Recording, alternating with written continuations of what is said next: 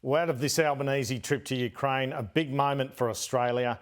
There was some criticism from the opposition about the PM's travels for the first time this morning.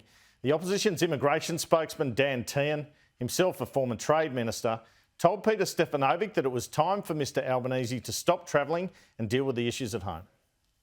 Well, it is concerning because what he seems to be doing is focusing completely on the international front, and good Prime Ministers can do both. I can't see why we wait till final season for this job summit. Why not have it in the next couple of weeks? Albanese's already been to Japan for the Quad talks and Indonesia.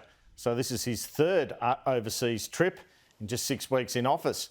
After this European trip, he is off to the Pacific Islands Forum next week as the Australian government moves to attempt to counter Chinese influence over the region.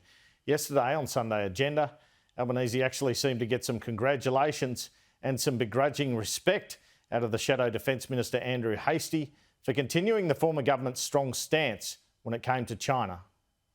What we've seen from Mr Albanese is continuity, not change.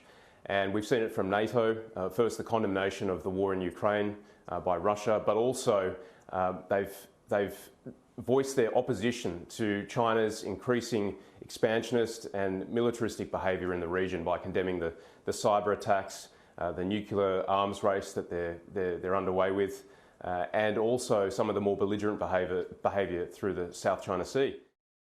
And on the same program, Acting Prime Minister and Defence Minister Richard Marles seemed to indicate he did not take seriously the attacks from the former government, which included Scott Morrison in Parliament calling him the Manchurian candidate after a series of visits that he had in opposition to the Chinese ambassador.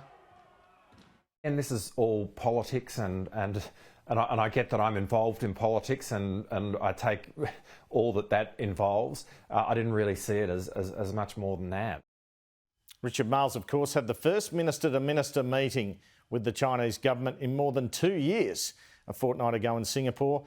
The gradual thawing of Australia-China relations continues, it appears, after a report from the Chinese Ministry of Foreign Affairs last night that the Australian Ambassador Graham Fletcher met with Vice Foreign Minister Feng last week. No doubt the detention of Yang Hengjun and Zheng Lei was raised at the meeting.